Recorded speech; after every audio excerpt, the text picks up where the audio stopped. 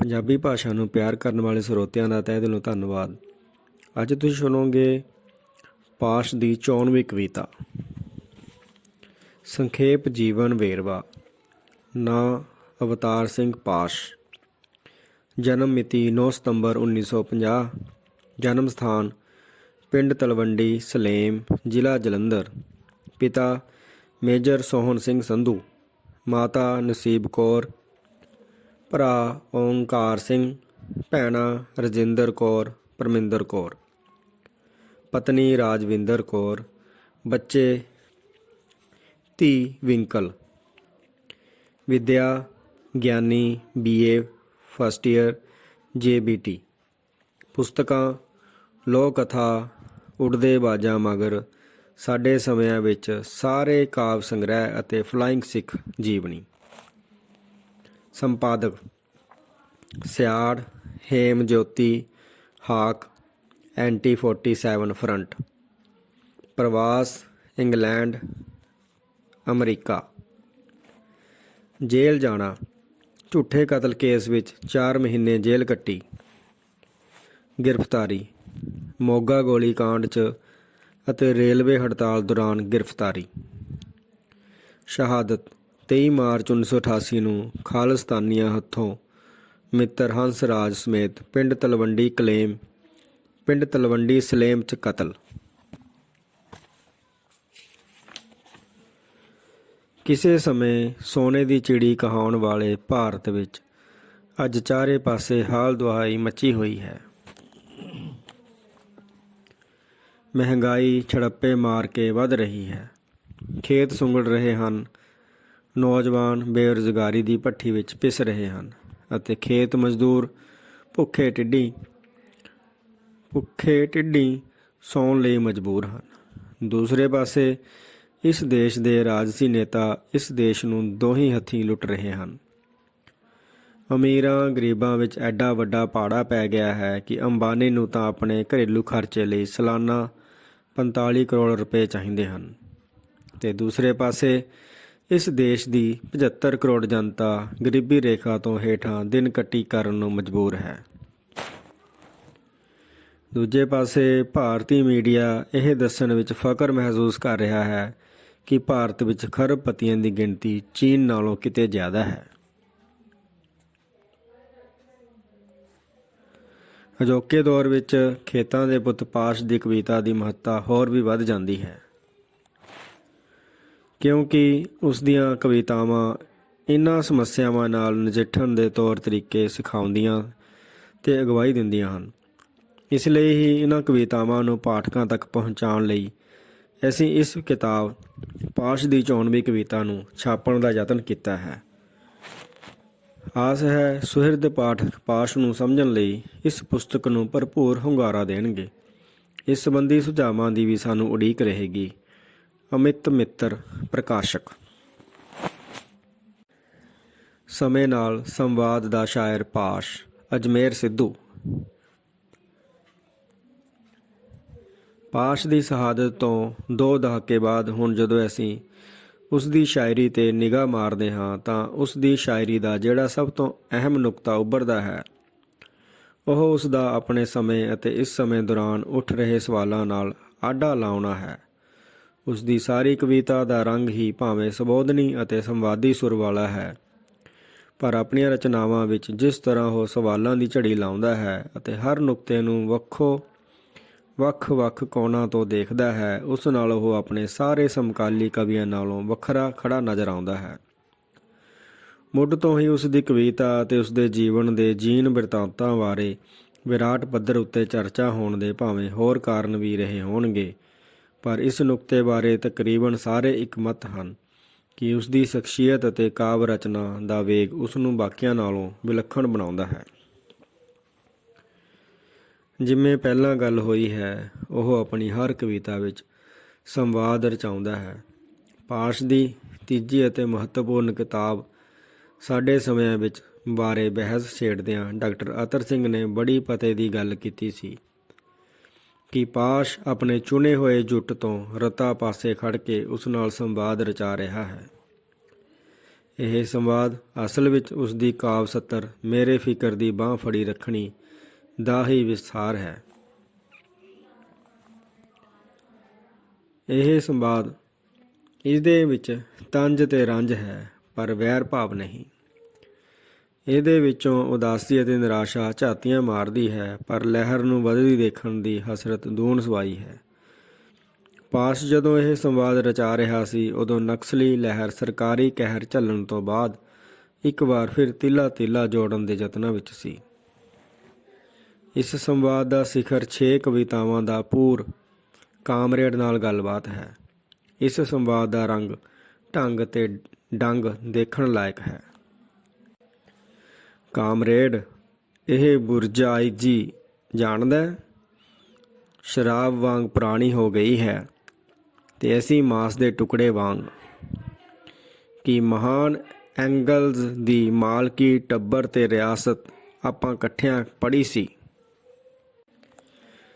ਤੂੰ ਉਸ ਦਿਨ ਕਿਰਦੀ ਜਾਂਦੀ ਮਾਲਕੀ ਤੇ ਥੁੱਕਿਆ, ਟੱਬਰ ਨੂੰ ਵਿਦਾ ਆਖ ਕੇ ਰਿਆਸਤ ਨੂੰ ਸਿੰਜਣ ਚਲਾ ਗਿਆ, ਅਤੇ ਮੈਂ ਘਰ ਦਿਆਂ ਖਾਣਾ 'ਚੋਂ ਕਿਰਦੇ ਘੁਣ ਦਾ ਰਾਜ ਸੱਤਾ ਵਾਂਗ ਮੁਕਾਬਲਾ ਕਰਦਿਆਂ ਸ਼ਬਦ ਟੱਬਰ 'ਚੋਂ ਅਰਥਾਂ ਨੂੰ ਨਿਕਲ ਜਾਣ ਤੋਂ ਬਲਦਾ ਰਿਹਾ।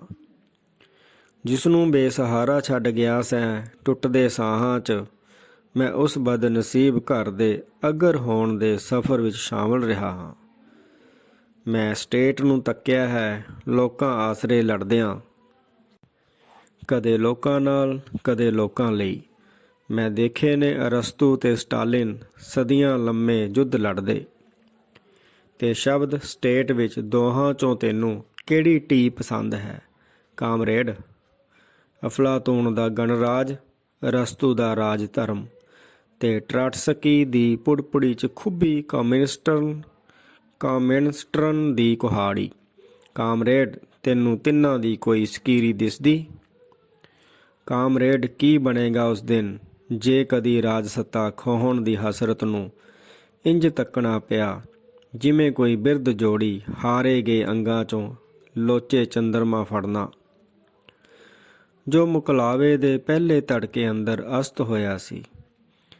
ਪਰੂ ਜੋ ਡੁੱਬ ਕੇ ਮਰੀ ਸੀ ਪਿੰਡ ਦੇ ਛੱਪੜ 'ਚ, ਉਹ ਮਾਂ ਨਹੀਂ ਸੀ, ਐਵੇਂ ਨੀਲੀ ਛੱਤ 'ਚੋਂ ਇੱਟ ਉਖੜ ਕੇ ਜਾ ਪਈ ਸੀ।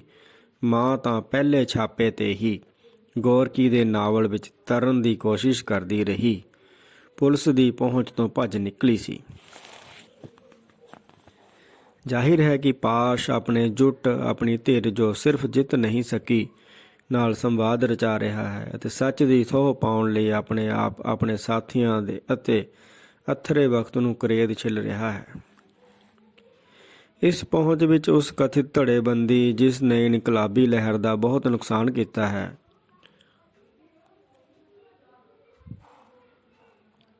ਤੋਂ ਨਿਰਲੇਪ ਆਤਮ ਪਛਾਣ ਦੇ ਰਾਹ ਪੈਂਦਾ ਹੈ।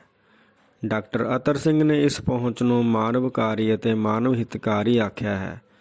ਇੱਥੇ ਉਹ ਪਾਸ਼ ਦੀ ਧਿਰ ਲਈ ਸੰਵਾਦ ਵੀ ਸੁੱਟਦਾ ਹੈ। ਉਹ ਲਿਖਦਾ ਹੈ, ਵੇਖਣਾ ਇਹ ਹੈ ਕਿ ਉਸ ਪਾਸ਼ ਦਾ ਜੁੱਟ ਉਸ ਦੇ ਇਸ ਸੱਚ ਨੂੰ ਆਤਮਸਾਤ ਕਰ ਸਕੇਗਾ। ਇਸ ਗੱਲ ਦਾ ਫੈਸਲਾ ਜੁੱਟ ਦੀ ਕਠੋਰਤਾ ਨੇ ਨਹੀਂ ਕਰਨਾ, ਇਸ ਕਠੋਰਤਾ ਨੂੰ ਭੰਗਰਾ ਸਕਣ ਦੀ ਉਸ ਦੀ ਰਚਨਾ ਸ਼ਕਤੀ ਨੇ ਵੀ ਕਰਨਾ ਹੈ। ਇਸ ਜੁੱਟ ਨੇ ਪਾਸ਼ ਦੇ ਇਸ ਸੱਚ ਨੂੰ ਅਜੇ ਆਤਮਸਾਤ ਕਰਨਾ ਹੈ, ਬਲਕਿ ਕਹਿਣਾ ਤਾਂ ਇਹ ਚਾਹੀਦਾ ਹੈ ਕਿ ਇਹ ਜੁੱਟ ਫਿਲਹਾਲ ਇਸ ਪਾਸੇ ਦਿਆਨਤਦਾਰੀ ਨਾਲ ਅਹਲ ਵੀ ਨਹੀਂ ਰਿਹਾ। ਇਸੇ ਕਰਕੇ ਨਿੱਕੀਆਂ ਨਿੱਕੀਆਂ ਗੱਲਾਂ ਪਿੱਛੇ ਇਤਰਾਜ਼ਾਂ ਅਤੇ ਸੰਸਿਆਂ ਦੀ ਲੜੀ ਲਗਾਤਾਰ ਪੈਰ ਵੱਢਦੀ ਆ ਰਹੀ ਹੈ। ਖੈਰ, ਪਾਸ਼ ਦੀਆਂ 3 ਕਵਿਤਾਵਾਂ ਬੇਦਖਲੀ ਲਈ ਬਿਨੈ ਪੱਤਰ, ਧਰਮ ਦੀਕਸ਼ਾ ਲਈ ਬਿਨੈ ਪੱਤਰ ਅਤੇ ਸਭ ਤੋਂ ਖਤਰਨਾਕ ਨੂੰ ਜੇ ਸੰਵਾਦ ਦੇ ਨੁਕਤੇ ਵਿਚਾਰੀਏ ਤਾਂ ਉਸ ਸਟੇਟ, ਧਾਰਮਿਕ ਕੱਟੜਪੰਥੀਆਂ ਅਤੇ ਆਮ ਲੋਕਾਂ ਨਾਲ ਗੱਲ ਕਰਨ ਦੇ ਦਾਈਏ ਦੀ ਸ਼ੋਅ ਮਿਲਦੀ ਹੈ।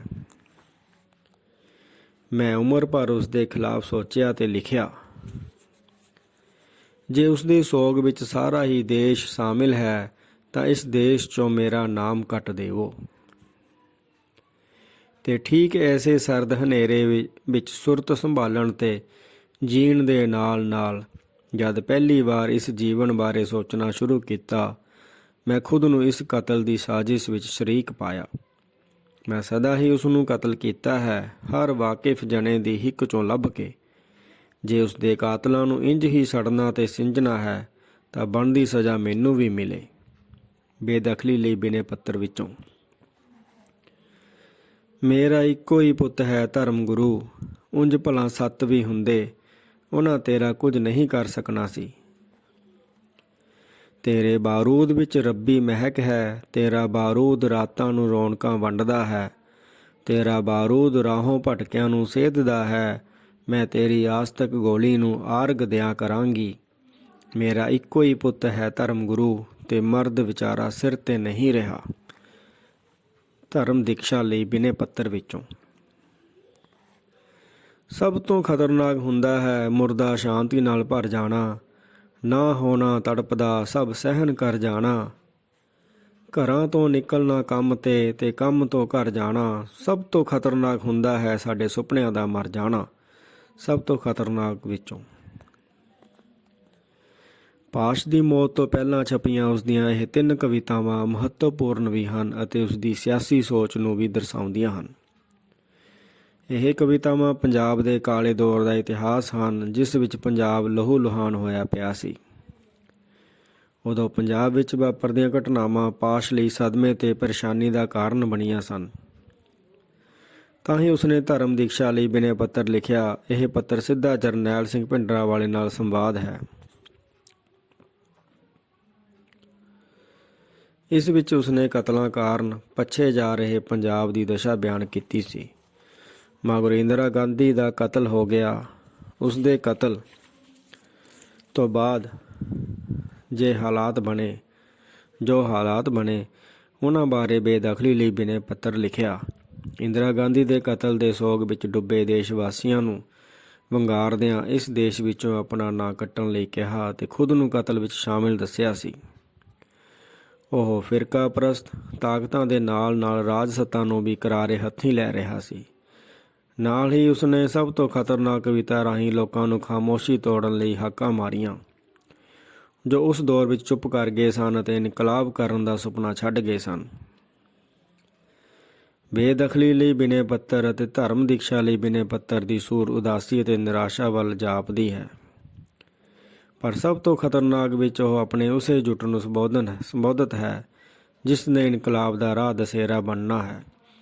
ਇਉਂ ਉਹ ਉਸ ਦੌਰ ਵਿੱਚ ਚੁੱਪ ਕਰ ਗਏ ਲੋਕਾਂ ਨਾਲ ਵਾਰ-ਵਾਰ ਗੱਲਾਂ ਕਰ ਰਿਹਾ ਹੈ।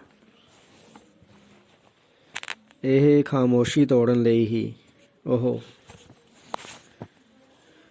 ਐਂਟੀ 47 ਫਰੰਟ ਦਾ ਉਹ ਵਿਸ਼ੇਸ਼ ਅੰਕ ਕੱਢਦਾ ਹੈ, ਜਿਹੜਾ ਕੱਟੜਪੰਥੀਆਂ ਨੂੰ ਬਹੁਤ ਔਖਾ ਕਰ ਜਾਂਦਾ ਹੈ। ਪਾਸ਼ ਦੇ ਜਿਹਨ ਵਿੱਚ ਮਿੱਟੀ ਫਰੋਲਣ ਦੀ ਤਾਂਘ, ਤੜਫ ਤੇ ਲਗਨ ਨੂੰ ਜੇ ਦੇਖਣਾ ਹੋਵੇ ਤਾਂ ਉਸ ਵੱਲੋਂ ਤਰਾਤਸਕੀ ਬਾਰੇ ਗੱਲ ਤੋਰਨ ਨੂੰ ਵਿਚਾਰਿਆ ਜਾ ਸਕਦਾ ਹੈ। ਇਹ ਉਸਦੇ ਸੰਵਾਦੀ ਸੁਭਾਅ ਦਾ ਹੀ ਜਲੌਅ ਸੀ, ਪਰ ਕੱਟੜਪੰਥੀਆਂ ਨੇ ਗੱਲ ਦੀ ਥਾਂ ਗੋਲੀ ਵਰਤੀ ਅਤੇ ਸਾਡੇ ਸਮਿਆਂ ਦੇ ਇਸ ਸਭ ਤੋਂ ਸਮਰੱਥ ਸ਼ਾਇਰ ਨੂੰ ਚੁੱਪ ਕਰਾਉਣ ਦਾ ਕੋਝਾ ਕਾਰਾ ਕੀਤਾ।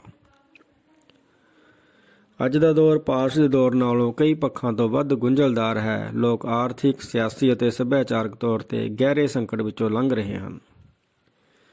ਇਸ ਦੌਰ ਦੇ ਦੁਖਾਂਤ ਨੂੰ ਬੁੱਝਣ ਲਈ ਪਾਸ਼ ਦੀ ਕਵਿਤਾ ਕਾਰਗਰ ਹਥਿਆਰ ਸਾਬਤ ਹੋ ਸਕੀ ਹੈ।